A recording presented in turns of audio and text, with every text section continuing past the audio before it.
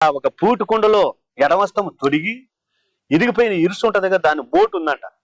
ఆ మోటుని పట్టుకుని స్వామి ఈశ్వర పరమేశ్వర ఎక్కడుండవు అని చెప్పి పరమేశ్వరుని తలంపు చేసి కుడి భుజంతోటి ఆ ఒక బండిని పైకి లేవనెత్తి అచ్చమ కరెడ్ల గట్టి చోను ఎద్దుని గద్దాంచి కుచ్చులా చంద్రకోలతో అలా చెండితే ఎడమ అస్తమ్మ చేత ఆ పూటుకొండలో అస్తమును మోపాడు కాబట్టి ఆ అస్తమ చేతనే ఎడమ అస్తం మీదనే ఈ ఒక బండిని నడిపించుకొని ఈ దరి నుంచి ఆ దరికి అన్ని బండ్ల కాడికి ముందుకునే ఎప్పుడైతే ఆ పూటుకొండలో అస్తమని ఎప్పుడైతే తీశాడో బండి ధరణి పైన ఒరిగింది.